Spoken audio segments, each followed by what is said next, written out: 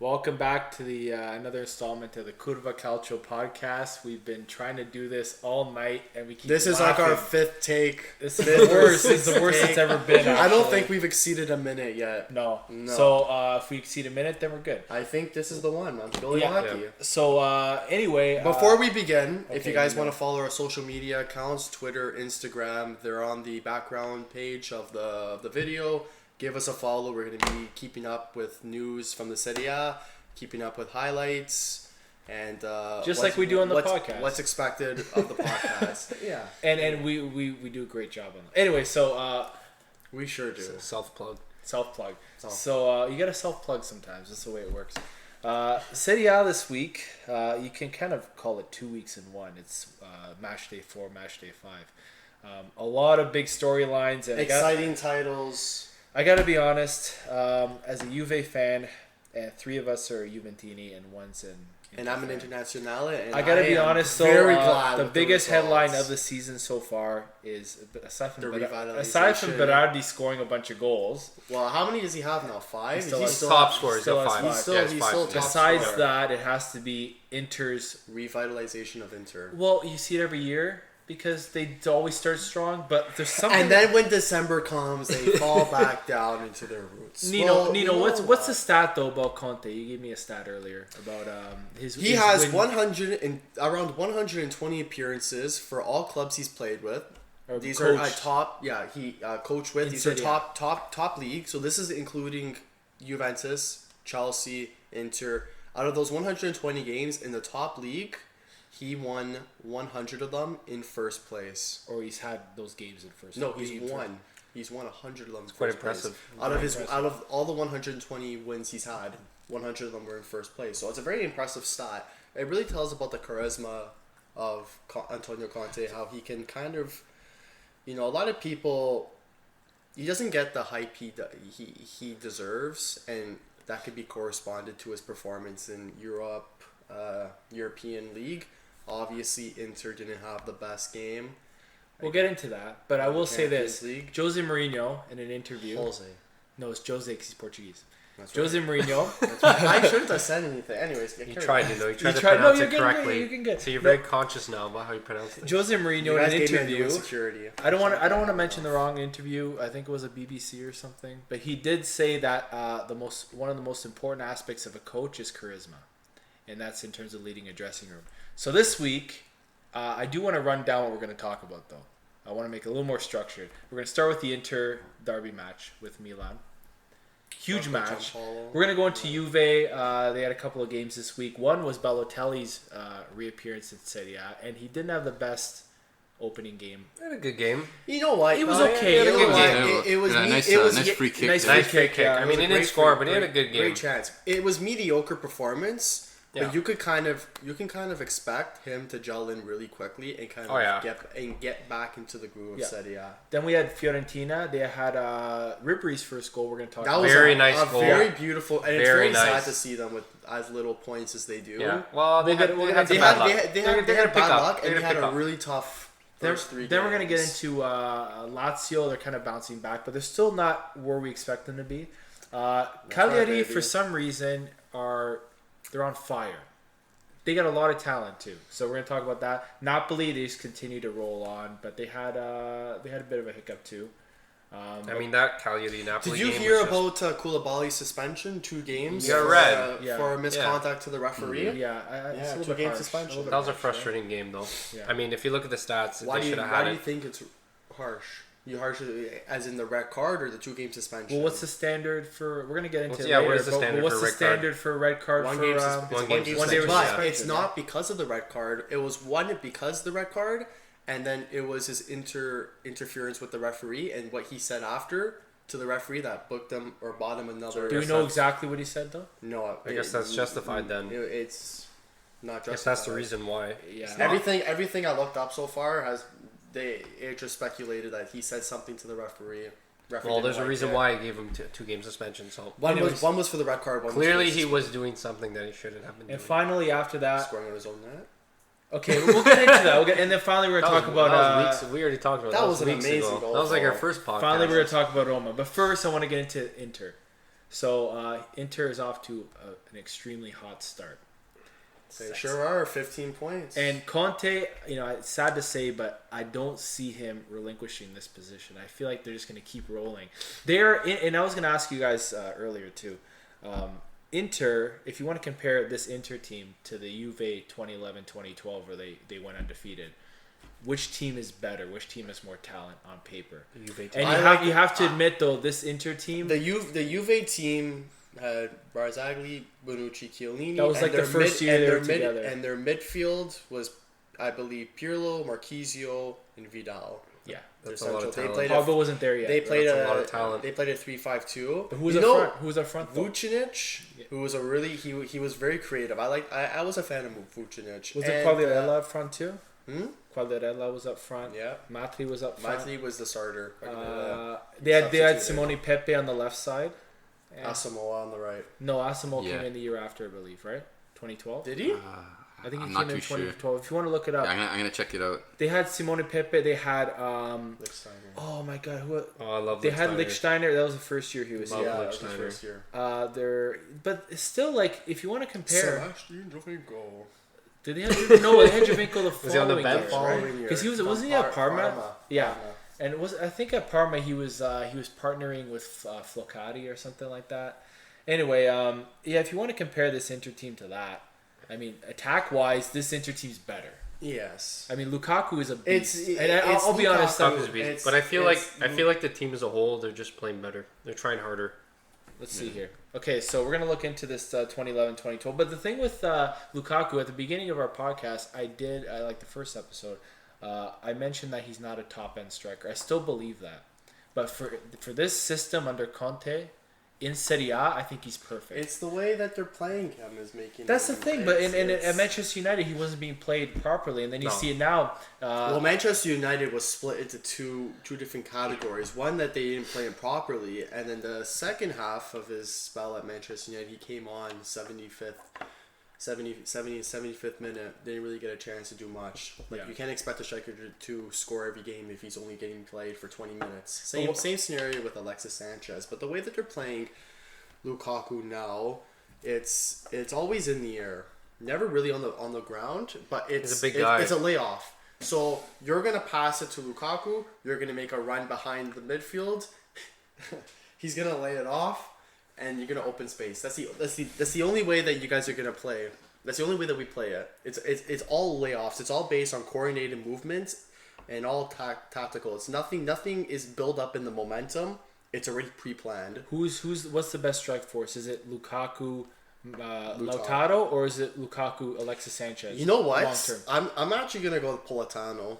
He's been really. What's funny is most of his career he's been impressing very aggressive. But most of his career, though, he was on the right wing, I believe. And Conte, this is the first time they actually put him as a center. Well, fortunately for us, it was a 5 million transfer difference with Sassuolo, with Fiorentina, that they were trying to get him last minute. Yeah, and the deal fell through. And now that he might as well play him, that he has him. Yeah. And he's been very, very impressive. He's more high press than how he was last year. Well, he was playing more on the right wing last year. He was playing more on the He never really played in the center. He's not a natural center forward either. And he's got a great shot.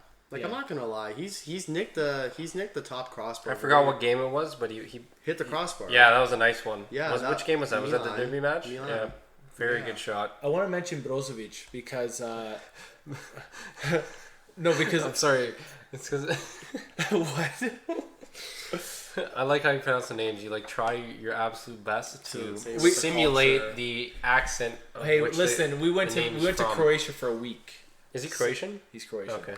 So there's a lot of Croats in Italy, in Serie A. Oh, there's a ton of Croats. There's a lot of Albanians, Eastern Europeans, Macedonians, Mediterranean, Eastern Europeans. Yeah, they love it there. Yeah. So Brozovic, the thing with him though is him and Lukaku had that spat in the and then Brozovic scored and then Lukaku scored, right? Right. So I love that. It's almost like they made amends on the pitch. Yeah. And that's something you wouldn't have seen maybe from Inter last year, the year before. Something about the cohesiveness of this team, and I hate it as a Juve Conte fan. probably grabbed them by the necks. Literally, not he's literally. He's brought in that winning attitude to the club, and literally said, "You guys make up, or else."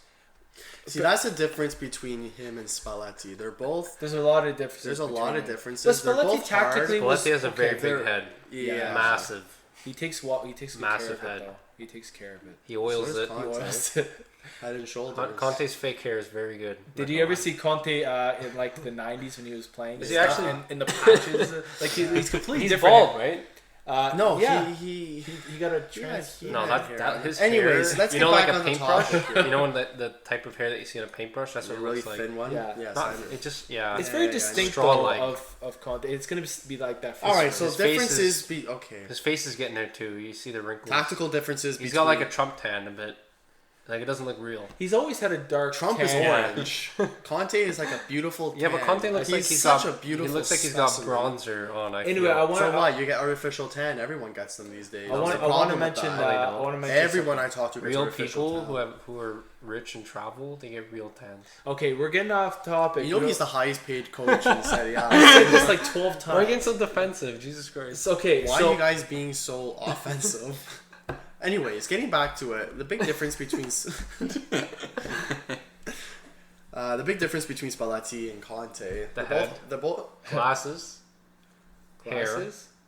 Who has glasses? success. Didn't Spalletti wear glasses? Success. Didn't Spalletti wear glasses? Oh no, I'm confusing with that Italian neurosurgeon.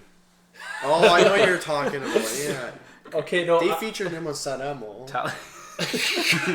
Okay, I want to mention something. I want to mention something.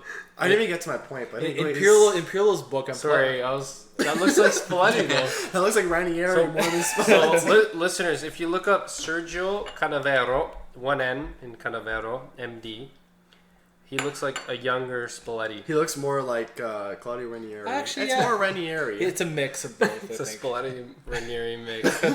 Beautiful head, It's like a hybrid. like yeah. perfectly bald. So I want to plug Andrea Pirlo's book, I Think Therefore I Play, which is a very eloquent book. But in his book, he talked about playing under Conte in that he'd be sitting in his dressing room stall and he'd get like a water ball whipped at him, not at him, but like right beside him. Yeah. And he goes, that literally epitomizes the intensity of Conte. He's all about winning, and he puts the whole team together. He doesn't care about individuals. He hates individualistic play. That's what I was just gonna get to. If you guys were talking about heads, I was gonna say big difference between Heads, other coaches. So Wait, okay. what is he promoting in the dressing room then? Oh my god, let's just get to this topic. He's trying to get closer with his players. Okay, we're trying to get to this topic. Go. A big difference Trying to get- between other coaches, De Boer. This is not going well. Yeah, whatever. I think Is it's- that I think it's entertaining. De Boer. just let me get to the point. Okay. You got the message. Did you? Now he's getting salty. He's getting sassy. Was that Conte doesn't care about individuality? Yeah? He doesn't need someone to be that star skiller. He doesn't need a Neymar on the team. He doesn't need someone to carry the team on their back. He wants a collective effort of every player. Do you think that's why maybe he wouldn't have done well at Juve though? You know how he was applying for the Juve's job a or team. something. Juve was a team. No, Juve but was a you team in have- but you do have- 2015. They were a Even team. Ronaldo has shown his teamsmanship, I think. He has actually, yeah. I will say that. He's become a team player. More than I thought. Well, how do you feel about him not wearing the patch with like the top goal, the whatever? I find that very humbling. Yeah. Yeah. Yes and no. I mean, like, it's just Does a it patch. mean I don't anything? see Yeah, it. exactly. It doesn't mean that much. Maybe he but doesn't like the way it looks. I don't know.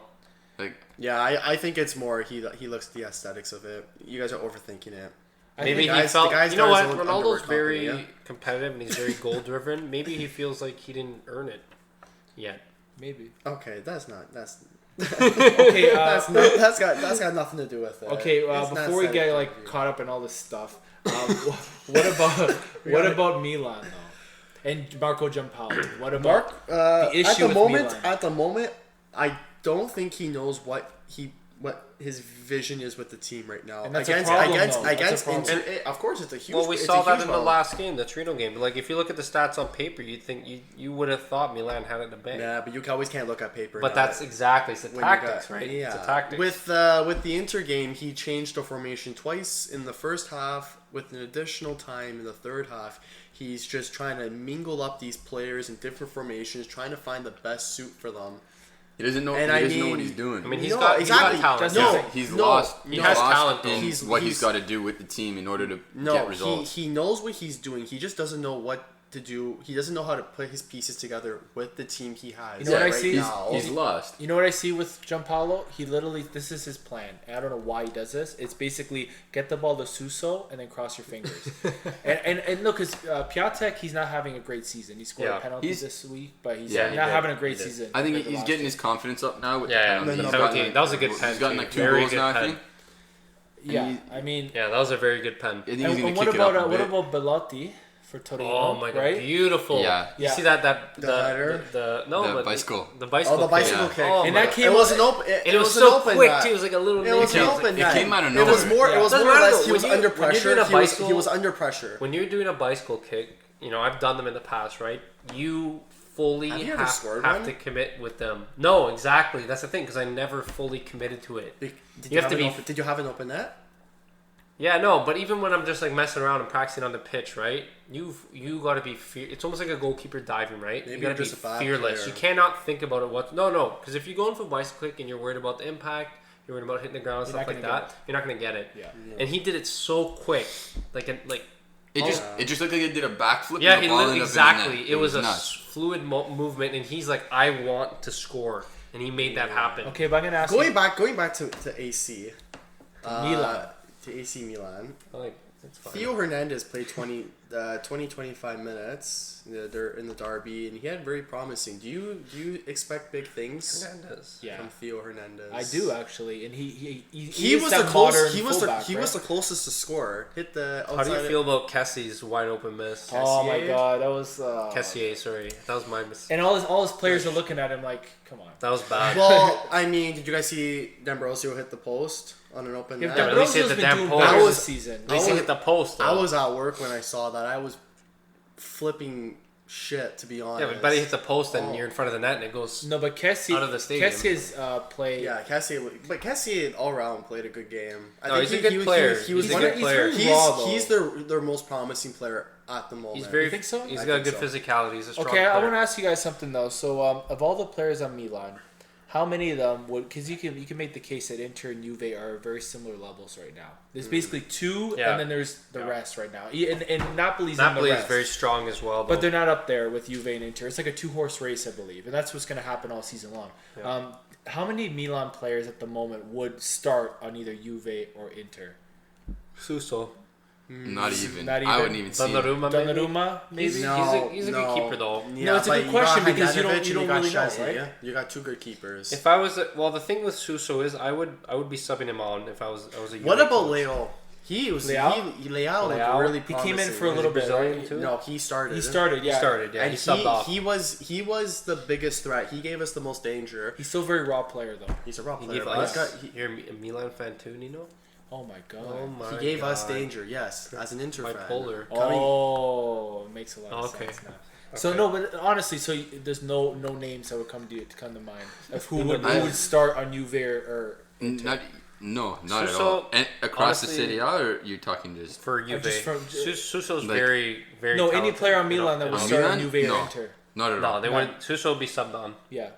The only player that is borderline is Romagnoli. No, I don't think not so. Even. Well, given the current condition that Chiellini's out, maybe. Let's put the lineups as full healthy lineups. Juve and Inter. I still don't think Romagnoli fits in. Romagnoli has not had a good season whatsoever. Is his development stalled a bit, you think? I think it's plateaued. Plateaued? Right now. A lot of yellows. There's not a lot of Italian defenders who are going to reach the heights of even, I don't want to talk about Cannavaro, but not even Chiellini. Like, how many at the moment? Rugani is worse off than Romagnoli. Caldara, it's not about being soft, which Romagnoli is. He gets out-muscled very easily. No, but Romagnoli is better off than... He loses a lot of marking and headers in critical plays. I mean, the Lukaku goal...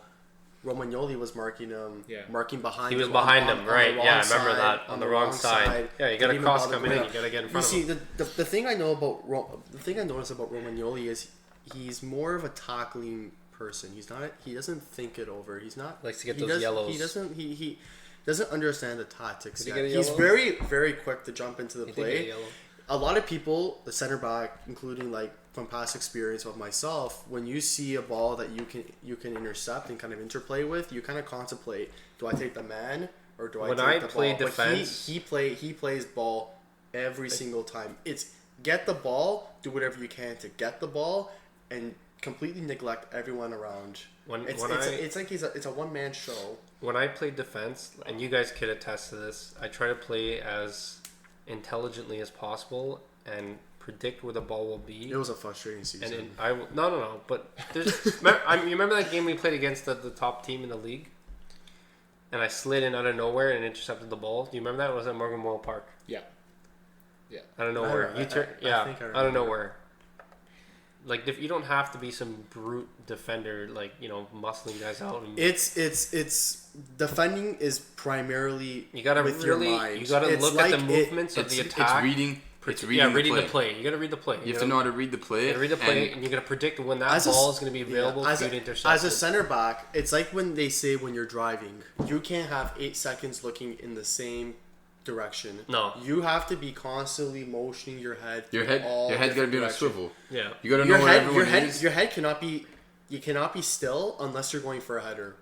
When you're on your feet, you gotta know everything. You have to know the play in front of you. You have to know behind you. You have to know it on both lateral sides of yourself. You need the 360 view of the pitch. You need to know where everyone is. And that's why we're like teaching people how to defend. So guys, in your Sunday league, if you employ these tactics, you'll win the Sunday expert league. Top team defender of the year. Defender of the year award. We're talking about defenders. What about Juve's defense so far? They've played 2 games this week. Has Demiral played yet? Has he? And he had a terrible game. Poor guy. Yeah. I still think highly of Demiral. It wasn't terrible, but he made a lot of mistakes. Yeah. That resulted in pretty good chances. He gave up the penalty. And right? And the penalty as well. Now, do you guys? Which I think was a brutal, stupid decision. It's his it was first a bad game, tackle. It's his first game. Yeah. Even De Ligt his first game. I think the Juve defense is its biggest problem. So right now, it's just not tight. Who's in the best position to fill Chiellini's void? Right now, it should be De Ligt. And don't look at names. It should be De Ligt. It should be De Ligt. But he's just not all that same charismatic, confident individual who's captaining Ajax is not. But he's improving though. He is improving. You can't expect. He's got to learn a new language. He's in a new country. He's in a new city. Higher level league. Higher level league. More pressure on him. He's young. He got paid a lot of money. He's got a lot of responsibility now. Yeah. People, all the pundits and fans who are like talking BS about him and stuff like that. No, not talking BS about him. They don't think about all these things that Yeah, okay, he was paid a lot. I understand that, and he has a lot of responsibility to play well. But how old is he? 19, 20. What were we doing 19, 20? We're barely tying our shoes. No, honestly, and this guy's literally relative to what he's doing. Yeah. Yeah, I mean. That's the problem with hyping up teenagers very quickly and early. But you know what? He wouldn't have even had a spot in the team, though, to be honest. Yeah. Unless Chiellini was injured. Said that he wasn't going to start him as consistently as he is now. Yeah. He was going to ease him in. Unfortunately, Chiellini got injured. That's part of it. That's life. Yeah. You have to account for these random things that happen. And I think that rear end of Juve is not as cohesive as it should be. Considering the fact that also, historically, his teams have issues defending set pieces and stuff. So if you're going to have Juve struggling defensively like last year, aging back line, and the issue with Juve too, you have an aging back line, Chiellini in his mid-30s, Bonucci, and then you have very, very young players. You have no in-between. You have no 27, 28-year-old who's filling the gap, right? So that's kind of the problem. Let me ask you guys this question. Is the problem Demiral or De Ligt, or is it Bonucci? Because we know Bonucci had a lot of trouble when he went back to Milan as well. But Bonucci's issue... He didn't want to be at Milan, though. But no, he didn't want to be at Milan. The problem with Bonucci, though, is that he's not, and this is how he's always been, he's not a captain. And he needs a great defender beside him to maximize his potential. Bonucci on the ball is one of the best I've ever seen, at least recently, last 10 years. In terms of passing the ball, in terms of... that's perfect. That's perfect for Sarri's system, though. Because Sarri likes to have possession, high press, and have his defenders involved in the play, right? Yeah. So, and that's De Ligt's strength as well. He's very good with his feet. So you have two Bonuccis, basically. And that's the problem. Chiellini is the real... key to that whole so you're saying defender. And the intelligence that he brings too. If they still have Benatea or Benatia. I was just gonna. You know what? He's still in prime fitness. He was a solid defender. I think he also regrets moving. Yeah. He was in his prime when he played with Rome. But then he went to Germany. He went to Bayern. He tried to fit in. He's very athletic, very muscular. He's a very strong defender. He's similar to Keelan, and he's a smart player. If he was still on with Juve, I think that he would have started in place of De Ligt after Chiellini got knocked out, and they would have been alternating a bit. Is the problem with Juve's defense a factor of lack of communication? You don't have that one aggressive player, or you're lacking intelligence? No, here's what the problem is. Here's the issue, and this is the issue. And this is the issue with Bonucci. You write up a letter, send it to Sarri. Bonucci was at his best. What do you think his best season was? 2016, 2015? That was like the peak of his... The year before. The Euro, he was defender of the year. I think Pep Guardiola really wanted him. He was in the UEFA team of the season, right? Wasn't he? Yeah. So Bonucci was at his best in a back three in the middle. When he had the qualities of Chiellini on the left, the ruggedness and the intelligence, and then he had the finesse of Barzagli on the right side, right? And all he had to do, he was facilitated by two very smart defenders who knew their spots, and he could be a bit of the, he can go up if he wanted, he can get caught out of position. They would cover for him. But the thing is, he plays center. And as a center, if you're playing a 3 in the back and you're playing as a center, he was technically a bit of a sweeper, wasn't he? Old fashioned. It's a little more tricky for you to be the more involved of the two. Normally, in a 3 in the back, the two people out wide are going to be more involved, kind of acting as little fullbacks if you have enough space. And that's what happened with Barzagli. And I think it's a formation that's. I don't think Bonucci can play in a 2 and be as effective as he was in a 3. He needs to play in a 3. Yeah. I think is his most effective. Because he has a lot of deficiencies defensively that get covered, that get masked when he's in a 3. Because he had 2 world-class defenders. But it's not even the fact of being world-class defenders. I think it's just in the gist of being 3. I mean, it's easier when you're playing 3 in the back.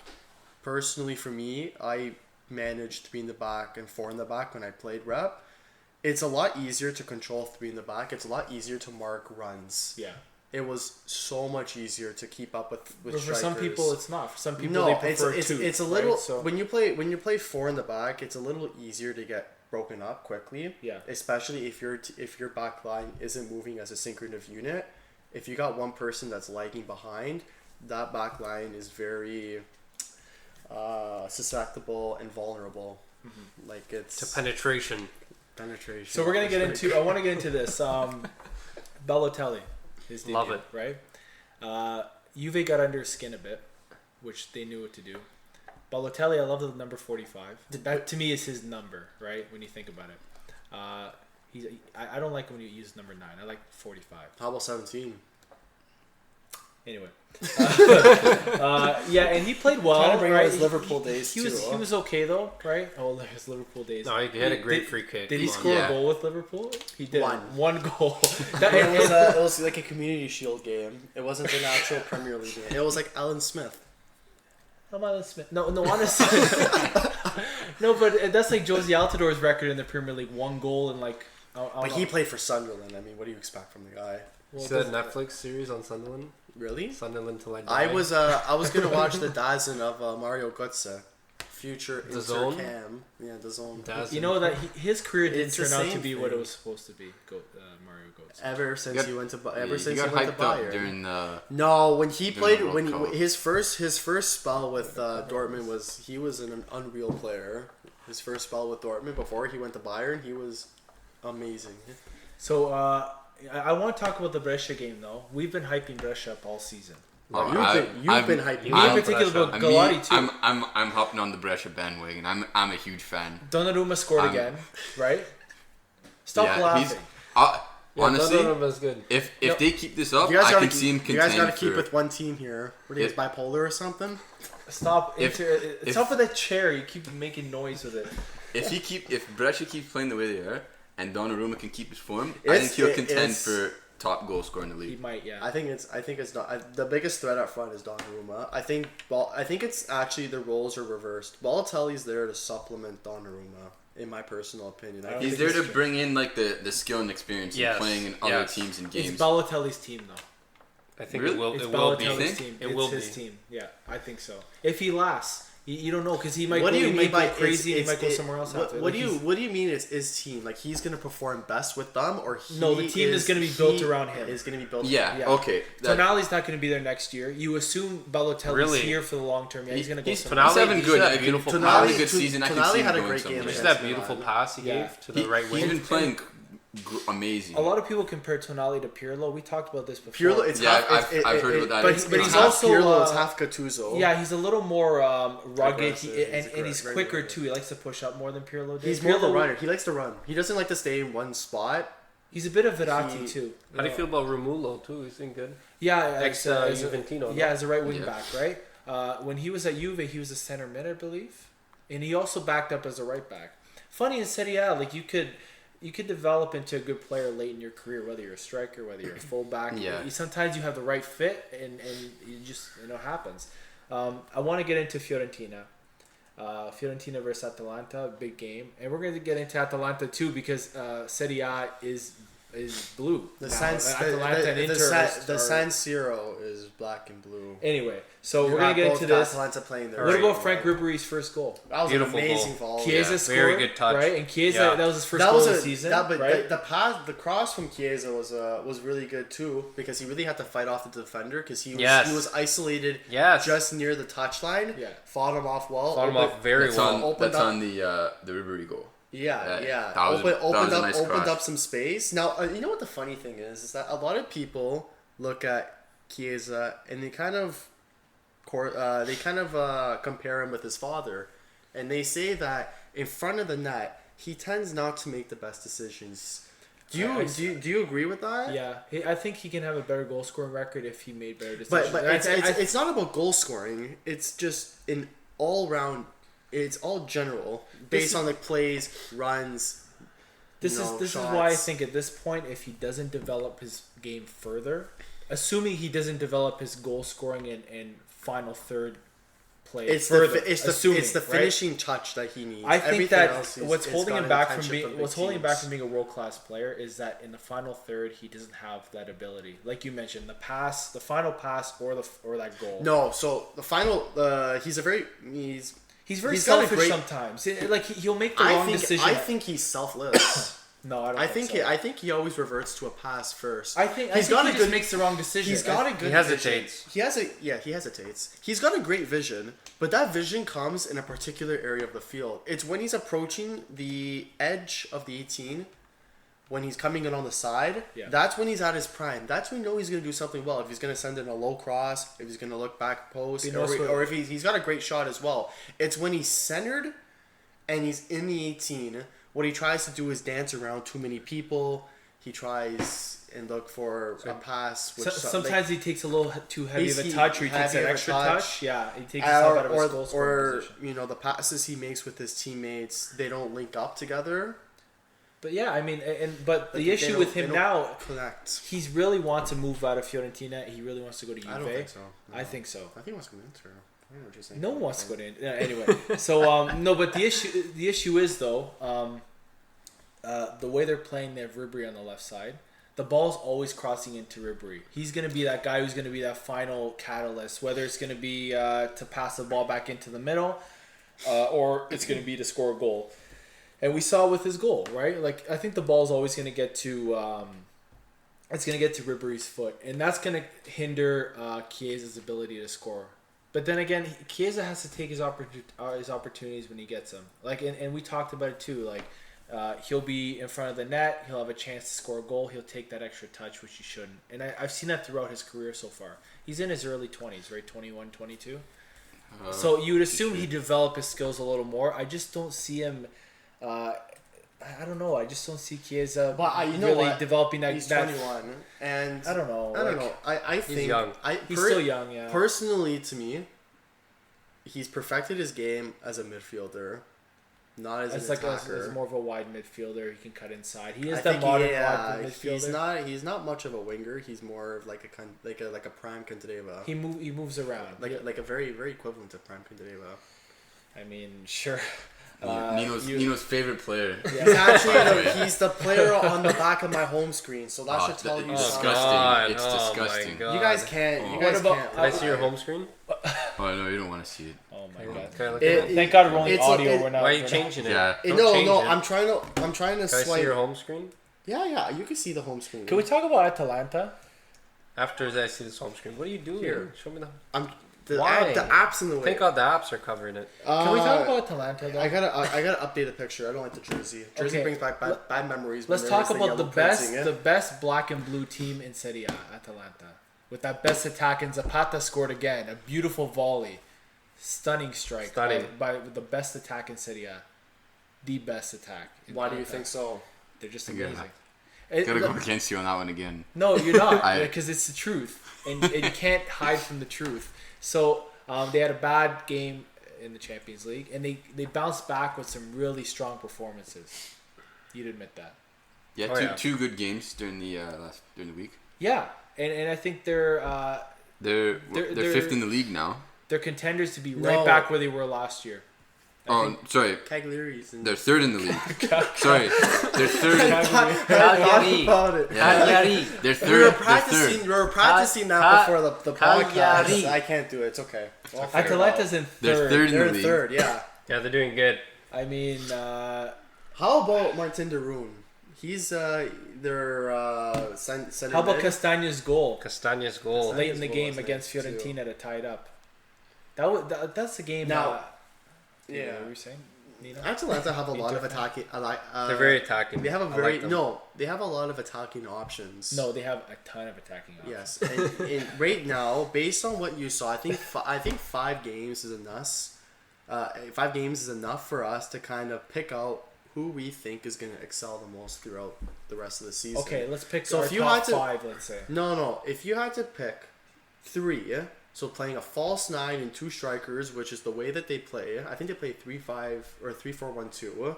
Do they start Ilicic usually? They do. Would you start him over Muriel? No.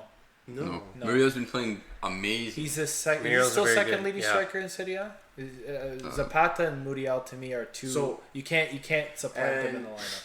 Gomez, I'm assuming you're going to keep him as well. Papu, you got to keep him. To me, he's one of the best players in Serie A. Even though for years he's been that way, playing for Atalanta. Yeah. So very good quality. And I like Ilicic. I like who else have they got? Ilicic scored a couple nice goals. I think you have to have Muriel, Zapata, and you have to duo and Gomez up there. Yeah, that I don't know, something about Atalanta. They remind me of they look like a team that could become what Napoli is. For many years, Napoli was kind of slowly grow into a slow contender. build, and they built through smart transfers, through balancing the books, and that's what Atalanta's doing. They're going to own their own stadium next year. They're going to be one of 3 teams in Serie A that own their own stadium: Juve, Udinese, and Atalanta is the third. Wow, and that's very rare because most of the teams are they're basically renting municipal stadiums, and that's the issue. What about? So we had a lot of interesting games. Lazio versus Parma. Lazio bounced back. Immobile scored. I really bashed him in the first couple of weeks. And I look back. Chito, if you're listening to this, Gianpaolo has a very sincere apology. No, I don't. Like I said, I think he's a great striker. I don't know. I don't know what flaws you see in him. He would never play for Juve. And he did play for Juve. No, he did play, and he never made it. That's the standard. You know who else played for Juve? Didn't Gabbiadini play for Juve? Yep. Basically, any striker you see has played for Juve, didn't make it with them. They were sent on loan for years, and Juve bought the strikers they wanted. So Immobile couldn't make it there. I think Zaza is doing terrific at Turin. Did you see his slip late in the game? Yes, I did see the slip. And then the slip. Did he fake the cramp or was it a real cramp? He faked it. He was having a bad game. He needed to get off the field. So also Zaza, when he gets those moments in front of the net, he does the most ridiculous things. He's a great striker. I mean, it was kind of wet, right? I mean, so is not tend to slip when it's wet. Is Lazio, my experience? Is Lazio? I don't know what you guys are thinking about, but this is a cultural podcast. Is Lazio? Are they contenders for a Champions League spot this year? No, not at all. Little bit more development. A lot more development. Did they miss the boat on the Milinkovic-Savic transfer though? No. No. I can see. They were asking for over 100 million. Right? I can see that price is going to drop at the end of the season. It will drop, just like Icardi's dropped, and that's the reason why they didn't sell him. They weren't willing to take like a 50% pay, cut reduction in the price. Yeah, it's been the last 2 games as he's performed bad. Even last year he wasn't that great compared to his first season. His first season, that was his breakout year. He's their layout man, and I mean it's gonna take some time. But I think Luis Alberto's their best player. Luis Alberto's very good. He's been playing. Very good. He's the most consistent player. Yeah, and he's and if you want to take, you have Immobile, you have Caicedo, you have Milinkovic-Savic, Cherby. Like if you look at the core players that they have, Parolo. No. No, thank you. Paulo also really likes Parolo. He's on the same level as Montalivo for me, and I think that says it all.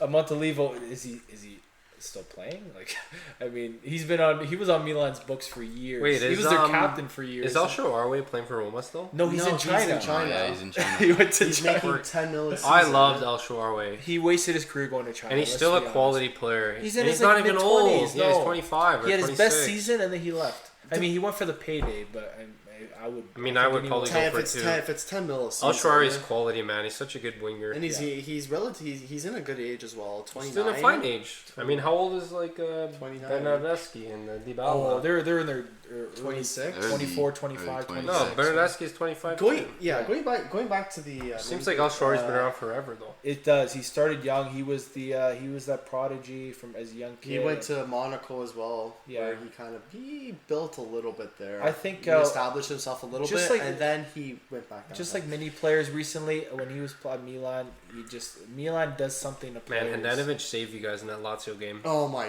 That shot from who was that? Correa?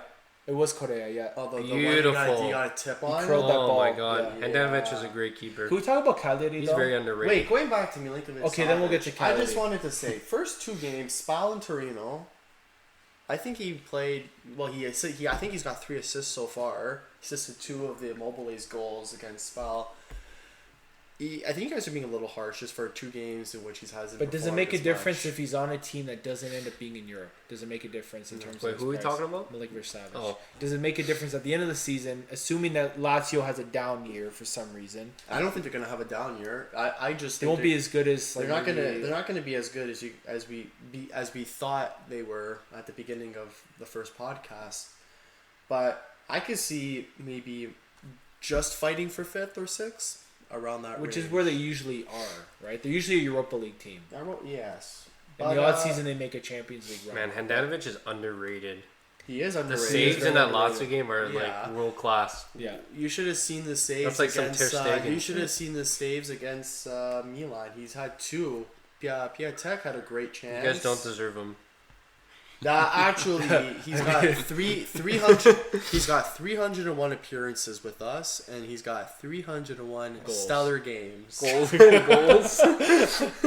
Clearly, you're treating him well. I strongly believe I'm not the only person that says this. That Handanovic is the best goalie in Serie A. And the world. Top 3 in Europe. Can we get off Inter for a moment? Because I'm sick of it. Let's get to Cagliari because they are underrated and they're on fire. Just like okay, I hate their racist issues in their stadium. Robin Olsen had a great game last game against Roma. And really wasn't that his former team? Yeah. So I love it. I so love that Napoli. it Let's talk about the Napoli Cagliari game then. Yeah. Okay. Right. Because Napoli had a lot of good chances, let's be honest. A lot of bad luck. But that one play Cagliari did that led to a goal was beautiful. Who scored the goal again? Napoli's defense kind of fell asleep. Yeah. But that was beautiful passing. It was and they did it in perfection. They did it in Napoli too, in Naples. That's a big for a team that really they're perpetually either borderline Serie B or like relegation fighters. Cagliari.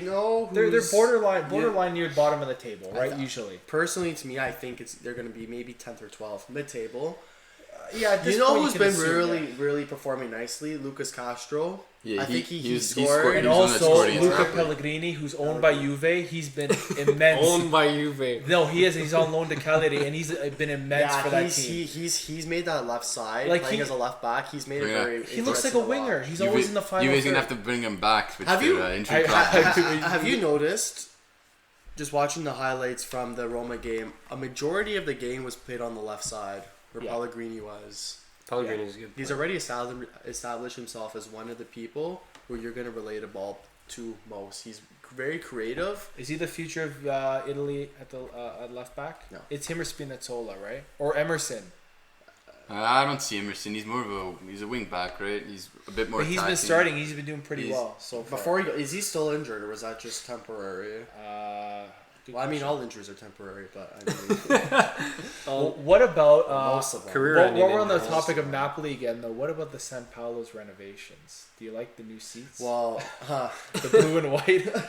And did you see the locker room issues that they had? Ancelotti's furious. Did you see that? They didn't finish the locker room. Yeah. It's in mid. Who did they contract for that? It's the city's I mean, that's job, that's right? South of Italy for you. Yeah. How motivated are you gonna be if you're in a locker room and half the wall is still drywall? Very motivated. Poor Napoli, honestly. Like they're trying to peck away at Juve, and I would put Inter now in that category. And they're, they had that season 2 years ago when they were borderline. They were neck and neck with Juve, and I think they're just, especially then they lost that one. They lost that one game. It was when Zaza scored that amazing goal from outside the box against them, and then they just fell off right after that. Do you remember they were celebrating? They were celebrating when was it when Juve won or Juve lost or something like that? They were celebrating, and then they eventually lost. Who are we talking about? Napoli. 2 years ago, sorry, their best season. kind of, yeah. It was a very good season, though. It reminded me this past year, Liverpool versus. Was that when they had Higuain, or was that the year after they sold him? This was the first year Juve had Higuain. Yeah. And I mean, Higuain had a rough game. Sorry, no, it was the second year that Juve had Higuain. He had a rough game. His last game was rough. He had missed it right in front of the net. And even Dybala to me, Dybala played well. Not against. I didn't get to catch the Brescia game, but the other on the weekend, I thought that the top three, the partnership up there with Ramsey, Dybala, and Ronaldo was amazing. Yeah, I like Ramsey how he's very tenacious. I think that's got to be their nice goal too. Their starters for from Ramsey, right? Next few games. Play it out. The corner nicely. I think Dybala that'll be should start, man. He should. He's so good on the ball. He has such control. But do we really know? He's a talented player, but talent doesn't mean shit. No, if you don't work on the team, when you can't work with a team, talent is irrelevant. Absolutely. He lacks pace to be a natural false nine. I realize that. He lacks the pace that a Messi has or players of that ilk. He's a quick player. No, he lacks acceleration. He keeps the ball. He's more creative though. He holds the ball. He knows how to hold the ball. He's good when the entire team. He's good when everybody is in that attacking third and they're passing the ball around. He's not good in a transitionary. No, so you see the thing with Dybala is when I watch him play is if he has a nice outlet and he doesn't feel too sure about it, he will just hold on to the ball. Exactly, and he loses it. That's what happens all the time inside the 18, right in front of the net. Yeah. You're screaming at him, shoot. He's got to. He in his mind, he's like, I got to do something. I got to get that perfect, clear shot. Yeah. It doesn't exist. Another thing with them is, and I noticed this being really relatively predominant throughout most Serie A players now, is a lot of people feel comfortable absorbing pressure. Yeah, I mean it's it's changed very quickly. I mean, all thanks to Juve and Ronaldo. Yeah, we said that. The saviors of Serie A. People are more willing to hold on to the ball, kind of slow down the play instead of hoofing it up. I have not. The last 2 games I've seen, probably total maybe 5 emergency clearances out of those 180 minutes. They are very comfortable having people onto them, and they're willing to assess all the options they have for a long period of time. It's not the first option they see; they're going to take it. They're going to hold on a little longer, and they're going to do whatever they can do. Like they're playing smarter. All right. They're more. They know that like you're learning from Juve kind of from like the past seasons. Oh, so like they know. That. Like they know. What? They know. Exactly. I want to. I don't know where you guys are going with this. Anyway, so I want to get to a team that we barely touch on, and you actually mispronounced them, Nino, as Lecce. It's not Lecce. It's Lecce. Lecce. Now, I gotta mention Mankosu, their striker. Yeah, he is playing good. He must be the most elegant. This is the only thing I'm gonna say about Lecce all day. He's second in goals. No, but he must be the most eloquent and elegant. He's not speaking. He must be the most elegant penalty taker I've ever seen. He literally is one giant Panenka, like from his run up to everything. If you watch his goals, Are you talking about the Spal game? The Spal game. That was a good game. What other game did he score a penalty? For the first one was in the top corner. He literally the ball left his foot and it knuckled to the top corner. It's like it was dead in the air basically. You know what? I thought they put up against a good fight against Napoli. Yeah, I think so. I mean, Napoli. There's only so much they could do. They put up good fights against. Napoli was working really hard. They've been playing against. What do you think of Roma so far? They're here and there. They're here and there. Are they better than you thought they'd be? Dzeko to me is one of the more consistent players this season, and I didn't. To be honest, he's always been an on and off player. 1 year he's on, 1 year he's off. If you look at his goal totals, he's almost like Jamie Vardy in the Premier League. 1 year Vardy's on, 1 year Vardy's off. So the thing about Dzeko is you're catching him on a good season, and he just got a contract. I don't know. You would think that kind of motivated him a little bit more and keep pushing it. You would assume, but I think it's simply just the way he feels. It's like when he's feeling good, he's scoring, and he can be very hot and cold. Zaniolo though, and actually we're mentioning Roma. It's Francesco Totti's birthday. I don't know what time it is in Italy, but it's the 27th here in Toronto. Plus 6 hours. Yeah, so day. happy birthday to the King of Rome. And Zaniolo mentioned recently that he hopes to one day be like Francesco Totti. Now, whatever that means, whether Zaniolo's going to stay at Roma, he's eventually got to learn to score goals because this past week he had a clear opportunity and he just like Chiesa cut in on his left side and he took too much of a heavy touch and he missed his chance. So, what do you think of Zaniolo so far this season? He had his breakout season last year. Do you think he's going to be one of those? It's going to be one of those seasons, kind of like Piatek, where he has his big season, and then he struggles the second one. I don't really know. To be honest, I think it's a little too early to tell, especially because Piatek and Zaniolo play in two different positions. It's expected of Piatek to score. What is Zaniolo's best position though? He plays as a. I don't want to say a false nine because that's a little too high for him. Yeah, he's not an actual goal scorer. No, he's a creative. It's his creativity that bought him goals. It wasn't his ability to clinically finish goals. That's where he's different than Totti. Totti was a secondary striker. He was basically in the mold of Del Piero. Every shot he took was always in the right position. He was always in the right position to take the right shot. Just like a pure goal scorer. Yes, the ball was given to him. The difference between Zaniolo is the one that's creating the play. He's the build-up. Yeah. And it's his creativity which made him have his breakout season last year. So, I mean, depending now on who they're going to play with, how they're going to play, obviously under a new coach, it's going to be a little different than with Ranieri, who kind of gave him more freedom.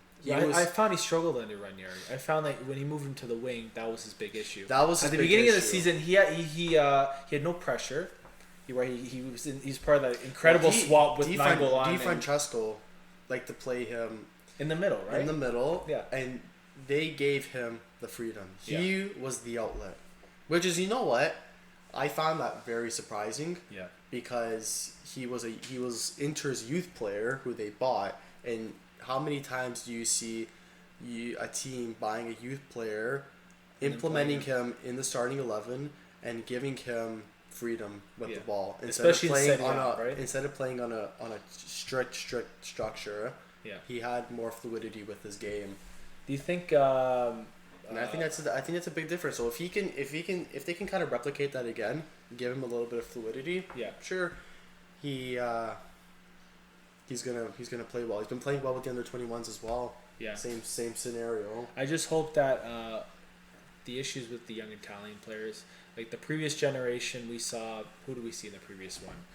I mean, before that we had the Montalivos and the De Rossis and stuff. Those guys were, and Marchisio too. I feel like that was a failed generation of young Italians that just didn't really do much. They went to a final of a Euro, but they didn't do much. So what about Verratti, Barella, and Sensi?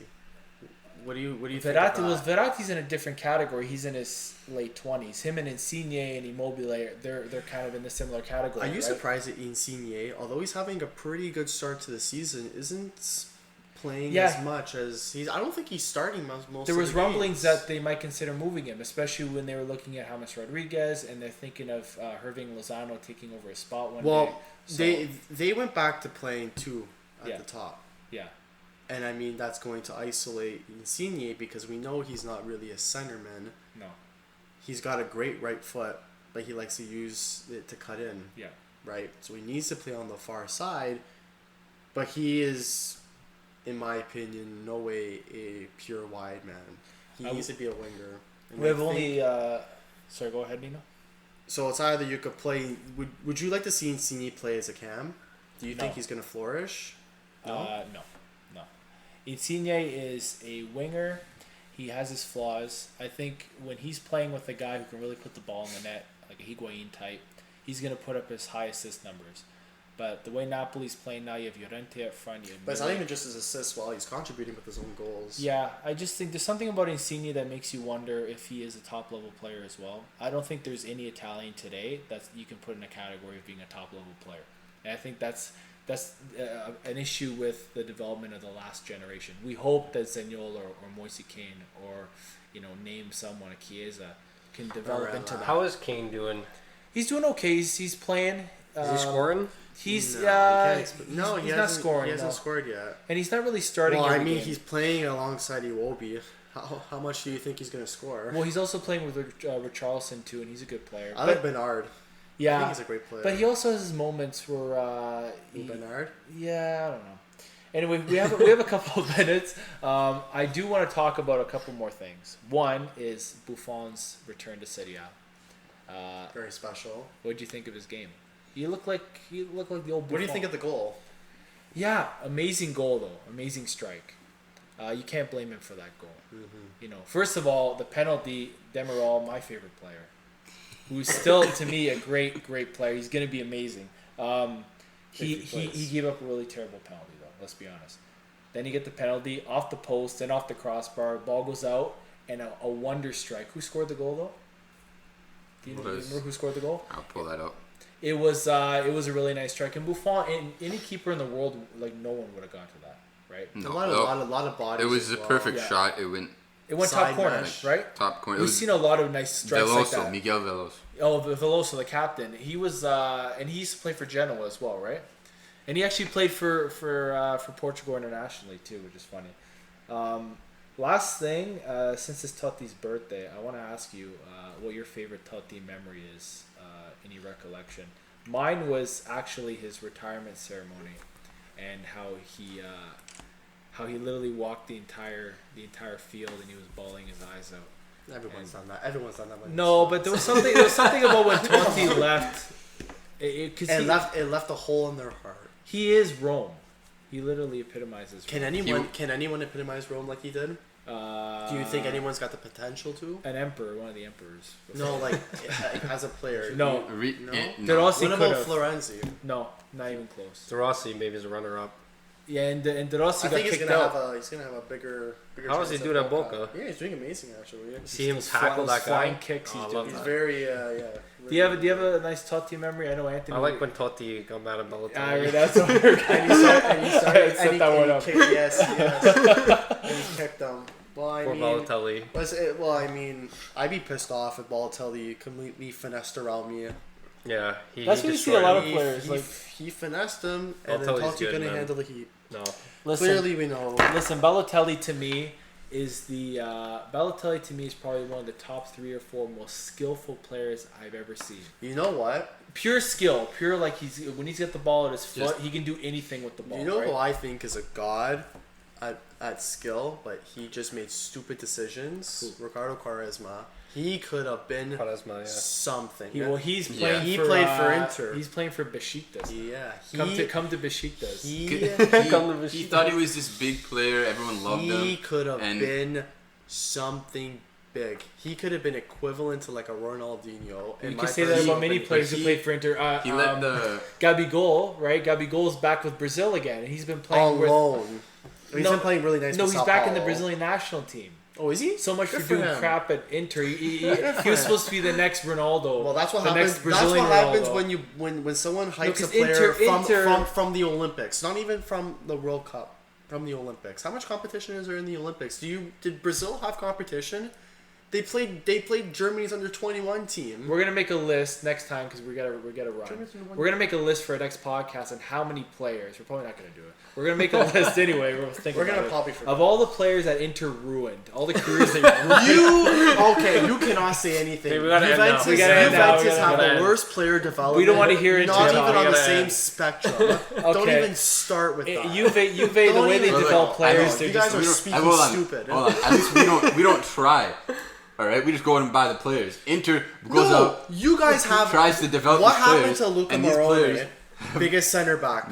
What happened to Daniele Rugani? He's a midfielder. What happened to Spinazzola? Luca Morone was a center back first. Doesn't matter. So it does matter. It doesn't matter when you're winning Scudetti. These are big name people. Moise Kean, we don't know what's gonna happen yet. These are big. They did him a favor. They said you're not gonna play over Ronaldo. Go. That's the problem. You guys don't like to implement. You guys just send people. You send them on loan, and then you send them on loan. Smart teams do, and then they come money, and then they come back, and then they play good, and then you think to yourself, and then you think to yourself, he's playing really good. He can fit into the team.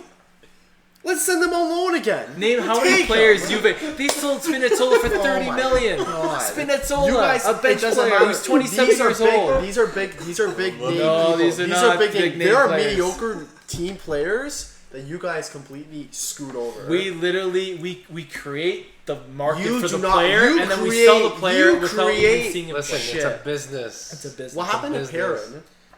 Perrin? He played like shit. You know he's still on the Juve roster. He failed his medical at Benfica. We can't sell him because he failed his and medical. And Mandzukic hasn't played either, right? Really? Like no, you guys, Juventus in my vision, they're a cancer to talent. We saved Serie A. We literally saved Serie A. And I repeat, a cancer. You know what? To young players. When I see a young player go to Juventus, I think to myself, poor guy. He wanted to be. You're suggesting he should have went to Inter? Not to Inter. He should have went anywhere else. Not even in Inter. Stayed. Not even the Inter. No, because you're being short-sighted. We don't have big. This is the last thing. This is the last thing we'll say. We don't have a good player development at all. You know what? Here's what I'll say before we leave. It's a big club problem. There's so much money in football. You can have a debate about this for a year. What about Chelsea? Half their team are from their Chelsea. Yeah, you know why? Because of their transfer ban. Right. Yeah, it doesn't matter. Look at them. They're giving the chance to play because they have to. And they sold Hazard. Mount is flourishing. Their striker is Abraham. Yeah. Tammy Abraham has got 8 goals. It's out of necessity. If they didn't have a transfer ban, they'd be buying every 30-year-old player. You know what the best part about this is? We should end next year, you guys are going to dish out 30 mil to Tammy Abraham, and he's not going to see one game because his quality is too high. And you know what you guys are going to do? First of all, 30 million for Tammy Abraham, that's not the market he's going for. He's going to go for over 60, 70. No, listen. If he goes anywhere, just which listen. he's not. You're going to buy a youth player, and you know what you're going to think? Let me just loan him out. Yeah, he's here. Yeah, take him. And then his value goes up. Talent. No, his value goes up, and then you sell him, and then you buy Ronaldo with that money. Or you buy De Ligt with that money. They literally. Ronaldo was not a good sign. De Ligt's a young player. Played every game. Yeah, but he's a big name. Like it's the they can one. afford a big name. Exactly. You know why they can It's afford the one big. standards Yeah, at well, you Juve. guys also pay 65. You don't buy a mil young for him. player who's not ready for first team. Well, you and guys start also bought him for 65, 70 mil. Okay, but look at Maguire. He went for 80, and he's not as big as a name as De Ligt. So. Yeah, But he's And playing. older. He's playing really nicely. Is he? Yeah, Is he's he? playing What's nicely. Manchester United doing right now? Manchester United playing like crap. Didn't they lose to Rochdale? It's funny because Rochdale. every soccer can't be it can't be narrowed down to one person. No. No, but that's it not the can't- point. Unless you're a goalie. That's not the point. The point is that Juve here. Before we leave, this is what But even, Juve they rely on does, the okay? defense, obviously. And Galati would concur with me. Yeah, so because you guys basically- play the same defense every year. Don't interrupt when I'm saying this thing about Juve. It's very important. Juve takes their crap youth players and nobody ever sees. We just that hear are of them. worth $10, And they then sell you them just for- give it, and then you and then just they sell and then them you for 20 mil. no, That's good no. business. And then Exactly. and then you go to another team. That's and how say, you allow a club to he's your thrive. problem now. That's how a club thrives. No, because they gotta Juve balance have their books. Juve That's why. have a great business. I admit it. Your management is phenomenal, but your player development is lousy. We keep winning. End of story. We keep winning. That's all that matters. That's all that matters. Case closed. You know, We're the done. We will see. We will see this year. No. Because I think your continuum chain of championship comes to an utter close. Another This close? can't an utter Oh. close. Anyway, we have to This end this because this guy's season. ranting too much. And when Inter people Fino alla rant, fine. that's it. Forza Fino alla Juve. fine. Forza Juve. Forza Juve. Okay, Inter so, merda. Clearly, you can tell soccer is not for everyone. It's pronounced Sorry, football. Calcio? Calcio. Calcio is not for everyone. Do you get it? That's our slogan. Morons. Anyways, What's the Inter slogan? Not for everyone? yeah, really isn't. Not for anyone. That was a great way to end. That's a great way to end. We want to thank you all for listening, our loyal listeners. We'll talk next week because next week is the Champions League, right? Yeah, Champions League's back. We got a few good games. Inter's playing Barcelona. Barcelona. And for the second year in a row, Messi's not playing. Maybe. No, Atalanta he's got a thigh with- injury. He's not going to play. Well, we'll see what Zagreb. happens. And Keeping my fingers crossed is better than the Slavia game. you know what? On that really note, keeping my fingers I crossed. know for Nino worries too much. I'm just kidding. That Conte worked the magic. That's all I'm saying. He won't. That's all I'll say. On that note, it's enough banter. We'll talk to you next week because we're going to have a lot of things to talk about, especially with Champions League. So thanks for listening, and we'll reconvene next week.